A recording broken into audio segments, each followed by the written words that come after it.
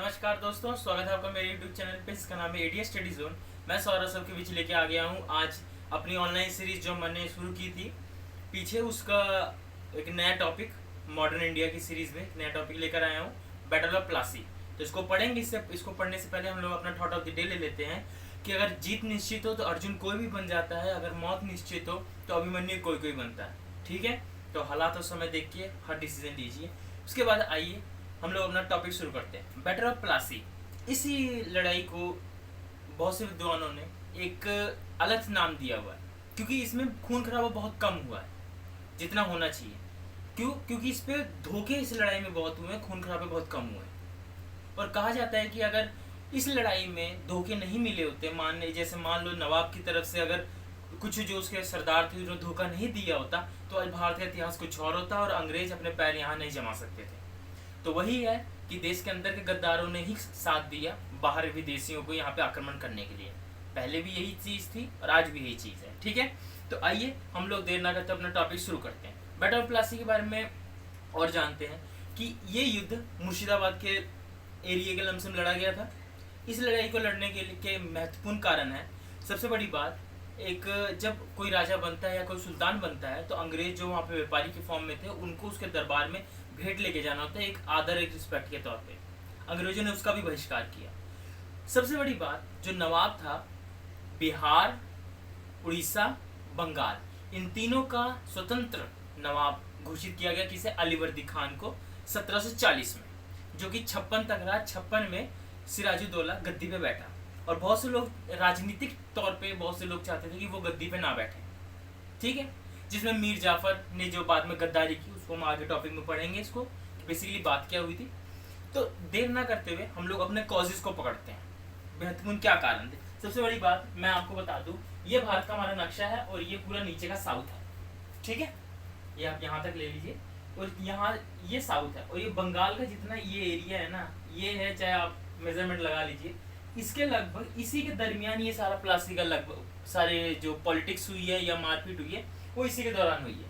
ठीक है, बंगाल के चंद्रनगर हो गया और भी बहुत से हो गए, क्योंकि चंद्रनगर में इसके कहने पे क्या जो फ्रांसीसी थे वो रहते थे, तो नवाब ने उस पर आक्रमण करके चंद्रनगर को जीत लिया था, मगर बाद में अंग्रेजों ने जाके उस पर अटैक करके अगेन उसको जीत लिया गया। ठीक है, क्योंकि जब भारत में व्यापार के लिए 1600 में आए ये लोग, जब रानी ने भेजा, क्वीन एलिजाबेथ ने भेजा यहाँ पे ईस्ट इंडिया कंपनी को, तो उसके बाद 1700 उसने व्यापार किया, मगर बाद में 1708 में जब जरूरत पड़ी तो उसको यूनाइटेड कंपनी का नाम देकर एक नई सिरी से उसको उसकी एक नींव रखी गई भारत में।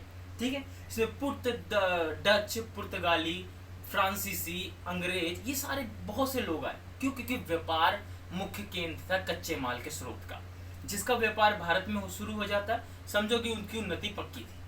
ठीक है, तो आइए, ये सारी कुछ बातें थी जो जुड़ी थी हमारे इस टॉपिक से, इंट्रोडक्टरी पार्ट से। तो आइए हम लोग सबसे पहले अपना कॉजेज लेते हैं बैटल ऑफ प्लासी का। ठीक है, पहला कारण डिसरिस्पेक्ट ऑफ नवाब। नवाब का डिसरिस्पेक्ट हो गया। ठीक है, डिसरिस्पेक्ट ऑफ नवाब। ठीक है, यह पहला पॉइंट लगा लीजिए, डिसरिस्पेक्ट ऑफ नवाब। नवाब का रिस्पेक्ट नहीं किया उसने। क्यों?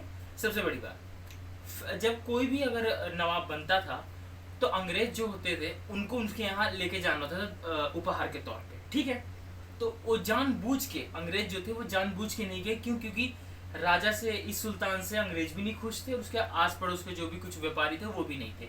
उसके कारण उन्होंने, वो नहीं चाहते थे ये गद्दी बैठे, वो चाहते थे कोई और गद्दी पे बैठे जो उनकी हाथ की कठपुतली बन के रहे। और अंग्रेज कठपुतली बना के ही राज करते थे। ठीक है, एक से इससे लड़ा के डिवाइड एंड रूल की पॉलिसी वो लेके चलते थे। और अंग्रेज जो सुल्तान था वो उनके अगेंस्ट, उनसे चाहता था कि वो अच्छे से व्यापार हो, मगर अंग्रेजों के करने के चक्कर में, निरादर करने के चक्कर में, पहला कारण ये बनता है बैटल ऑफ प्लासी। ठीक है, दूसरा कारण बनता है अंग्रेजों की शौकत जंग को सहायता। सबसे बड़ी बात, अगर आपको, जो शौकत जंग था उसके चचेरे भाई था सिराजुद्दौला का, और वो गद्दी पे बैठना चाहता था। ठीक है, तो उसके बाद क्या बात हुई, जब गद्दी पे कोई बैठना चाहता है, वो गद्दी बैठना चाहता है, सिराजुद्दौला गद्दी पे बैठ चुका है। ठीक है, तो अब वो उसको भड़का रहे हैं कि तू हमारे साइड आ जा और हम इस नवाब को गद्दी से उतार देंगे। तो ये क्या बोलते हैं उसको, लोअर पॉलिटिक्स, पुअर पॉलिटिक्स खेली जा रही थी सिराजुद्दौला के खिलाफ, उसके आपस के मंत्री ही खेल रहे थे। ये बात होगी। इसमें हमारा वो आ जाएगा क्या बोलते हैं उसको, हेल्प टू शौकत जंग, ठीक है, शौकत जंग लगा लीजिएगा, ठीक है, ये हो गया हेल्प टू शौकत जंग, मतलब अंग्रेजों की सहायता शौकत जंग को। उसके बाद ब्रिटिशर्स सपोर्ट टू शौकत जंग, ठीक है। अगला पॉइंट हमारा आता है अंग्रेजों का असंतुष्ट हिंदुओं को संरक्षण। सबसे बड़ी बात वही है कि उनको फिर से वही हेल्प,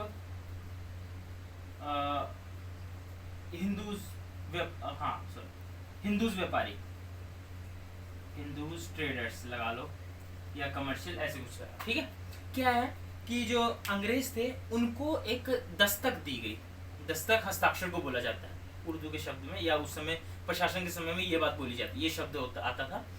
इसमें क्या होता है, वो हिंदू व्यापारी जो असंतुष्ट थे उनको अपने नियंत्रण में लेकर अपने प्राइवेट गवर्नमेंट के फॉर्म में वहाँ रूल करने लगे अंग्रेज, जिसके कारण दिक्कत इतनी हुई कि हमारा जो ये था, हमारे जो हिंदू व्यापारी थे ये असंतुष्ट हो गए उससे, क्योंकि नवाब ने इसको छूट नहीं दी थी, सिर्फ अंग्रेजों को दी थी। अंग्रेजों ने क्या किया, गेम खेली, उन्होंने इनको छूट देनी शुरू कर दी, अपने फ्री में हस्ताक्षर बेचने लगे इनको, जिस कारण नवाब को लगान और भी अदर काफ़ी चीज़ों में नुकसान होने लगा। ये भी एक कारण बना प्लासी के युद्ध का, ठीक है। उसके बाद हम लोग लेते हैं अंग्रेजों द्वारा कलकत्ता के दुर्ग में निर्माण। कलकत्ता यहाँ आ गया, बंगाल की राजधानी जिसे बोला जाता है। तो क्या हुआ कि अंग्रेजों द्वारा कलकत्ता में दुर्गों का निर्माण। सबसे बड़ी बात, चौथा पॉइंट हमारा आएगा fortification of Calcutta by the Britishers, ठीक है। तो fortification of Calcutta by Britisher, ठीक है। इसमें क्या है कि अंग्रेजों ने जो 7 वर्षीय युद्ध चला, आप लोगों को याद होगा जब हमने अमेरिकन रेवोल्यूशन किया था, तो उसमें 7 वर्षीय युद्ध चल रहे थे, जिसमें यूरोपियन कंट्रीज में चल रहे थे, क्योंकि उसमें सुप्रीम पावर बनने के लिए बात हो रही थी, जिसमें अपना फ्रांसीसी, अपना नेपोलियन कूदा हुआ था, नेपोलियन बोनापार्ट, वो युद्ध के लिए लगा हुआ था। जिसका कारण क्या हुआ, अंग्रेजों तथा फ्रांसीसी ने बंगाल में अपनी अपनी बस्तियां स्थापित कर ली, ठीक है, और उसको बनवाने का आरंभ कर दिया, पर नवाब ने, सिराजुद्दौला ने मना किया इसके लिए। तो उन्होंने का ऐलान, ऐसा करना ठीक नहीं है जो नवाब ने बोला। मगर उसमें क्या बात हुई कि जो फ्रांसीसी तो मान गए उसके आदेश को, मगर अंग्रेज नहीं माने। अंग्रेज ने वहाँ कलकत्ता में ये किला जो था वो बनाने शुरू कर दिए, ठीक है। जिसके कारण दुर्ग थे, वो सब थे, ये सब बनाने शुरू कर दिए, जिसके कारण अंग्रेजों और उनके बीच में मतभेद पैदा शुरू होने लगे, ठीक है। एक ये हमारा बनता है कारण युद्ध के होने का। दूसरा बात यहाँ पे ये आती है अंग्रेजों द्वारा व्यापारियों को सुविधाओं का दुरुपयोग। वही है कि यहाँ भी वही बात हो रही है कि जैसे कि आपको मैंने अभी पीछे बताया था, यहाँ पे हिंदू ट्रेडर्स को, इसमें किशन चंद का नाम ले लेना, स्पेशली उन्होंने नाम दिया हुआ है, तो वो आप किशन चंद का नाम ले लेना, इनके साथ काफ़ी साठ गांठ करके चलते थे ये, ठीक है। और अंग्रेजों द्वारा व्यापारिक सुविधाओं का दुरुपयोग, इसमें हम लोग देखें, इसमें भी वही बात आती है कि 1716 में अंग्रेजी कंपनी के कर्मचारियों को बंगाल के जो राजा थे, नवाब था, उसने क्या किया कि कुछ उन पे कंडीशंस लगा दी, ठीक है। जिस कारण क्या हुआ कि अब जो वहाँ के असंतुष्ट लोग थे, जो उनसे ताल्लुका नहीं रखते थे, उनके लिंक में नहीं थे नवाब के, अब थोड़े उनसे अगेंस्ट जा रहे थे, तो अंग्रेजों ने उनको अपने संरक्षण में लिया, उनको अपने हस्ताक्षर दिए और वैसे वो रूल करने लगे उस पर, ठीक है। बात वही हस्ताक्षर वाली आती है, दस्तक वाली बात आती है। तो दस्तक बेसिकली वो पॉइंट है, अगर आपको शॉर्ट में भी आ सकता है, बड़ी बड़े जैसे एग्जाम्स होते हैं उसमें दस्तक पूछा जाता है कि नवाब बंगाल के नवाब ने, दस्तक क्या था अंग्रेजों के पास। तो दस्तक वो हस्ताक्षर थे, जैसे स्टैंप बोली जाती है, जैसे आज हम स्टैंप लगवाते जाते हैं, वो होती है, वो उन्होंने बेचने फ्री में चालू कर दिए, जिसका नवाब को काफ़ी लॉस होने लगा किसी भी चीज़ में, व्यापारिक फॉर्म में भी, क्योंकि मेन बात है व्यापार से लगान आएगा ज़्यादातर, ठीक है। तो ये बात होगी। दूसरा, नवाब का कलकत्ता पर अधिकार तथा ब्लैक होल ट्रेजिडी। अब आइए, ये बड़ी सस्पेंसिंग चीज़ है। एक मिनट, ये हमारा बनेगा यहाँ पे बना 5वां पॉइंट, ठीक है। यहाँ पे क्या है, ब्लैक होल ट्रेजिडी भी लगा लेते हैं सबसे पहले।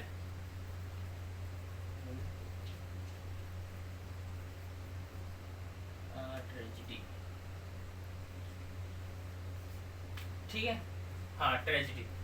तो उसके बाद क्या है बेसिकली इसमें क्या है, इसमें 1756 में, जून 1756 नवाब ने एक विशाल सेना इकट्ठी की और कलकत्ता जो था हमारा, कलकत्ता पर उसने अधिकार के लिए अटैक कर दिया उसके ऊपर। और अटैक करने से क्या हुआ कि उसने उस पर नियंत्रण कर लिया पूरा और वो जीत गया उसको, कलकत्ता को। उसके बाद क्या हुआ, उसने, कहा जाता है कि ऐसे 15 बाय 18 का जो फुट का एक घर था, कमरा था, उसमें 146 अंग्रेजों को बंदी बना लिया और 23 जून की तपती गर्मी में उनको उसमें डाल दिया। ऐसे काफी इस पे इल्जाम लगाया गया था नवाब के ऊपर। तो कहा जाता है कि मॉर्निंग तक उसमें मैं मात्र 20-25 लोग जो थे वो जिंदा थे, बाकी सब मर गए थे। तो ये चीज ब्लैक होल ट्रेजेडी ये कहलाती है कि 146 अंग्रेजों को उसमें डाला 15 बाय 18 के 18 बाय 15 के कमरे में, और उसमें सिर्फ एक खिड़की थी सिंपल। 146 15 बाय 18, सोचने की बात है, ये अपने में एक हंसी की बात है कि ऐसे कमरे में 146 लोग आ ही नहीं सकते, चाहे जितना मर्जी प्रेशराइज कर लीजिए, नहीं आ सकते। और बहुत से इतिहासकारों ने इस मत को खंडन किया इसका, बहुत से इतिहासकारों, ठीक है। क्यों? क्योंकि ऐसी कोई बात होती तो कोई बात हो, जब बात ही ना हो तो फिर ऐसे कोई बात ही नहीं होगी, ठीक है। तो यही बात है। तो ये एक ट्रेजेडी थी, ब्लैक होल ट्रेजेडी। और नवाब का कैप्चर ऑफ कलकत्ता, अगला पॉइंट में लगा लो इसको कि इसी के साथ था, and capture of Calcutta, Calcutta, Calcutta by Nawab, ठीक है। इसमें क्या है, इसने वही बात है कि 1756 में इसको जीत लिया, ये अपने कलकत्ता के जो दुर्ग उन्होंने बनाया था उस पर अटैक करके उसको जीत लिया। और बेसिकली जो ये दुर्घटना हुई थी ट्रेजेडी वाली, फुल्ता नामक स्थान पे हुई थी। और इसका क्या नाम है, गवर्नर ड्रैक के कुछ अन्य अधिकारियों, अंग्रेज अधिकारियों के साथ वो फुल्टा नामक जगह पे गया था और वहां पे उस सब फाइट की, किससे, नवाब से, और कलकत्ता को अपने अंडर लिया, ठीक है। और उसके बाद ये ट्रेजेडी हुई, ठीक है। ये चीज था हमारा। तो उसके बाद हमारा अगला पॉइंट आता है, ये तो हमारे हो गए 5 पॉइंट इसके, ठीक है। दूसरी बात, अंग्रेजों का कलकत्ता पर पुनः अधिकार। फिर उन्होंने क्या किया, अंग्रेजों ने फिर सेना बनाई और इस पे अटैक कर दिया कलकत्ता पे, और इस बार नवाब हार गया और वो अंग्रेज जीत गए, ठीक है। ये बात हो गई। तो एक मिनट में इसको कर देते हैं, इस पर पॉइंट लिख देते हैं कि रीऑक्यूपेशन ऑफ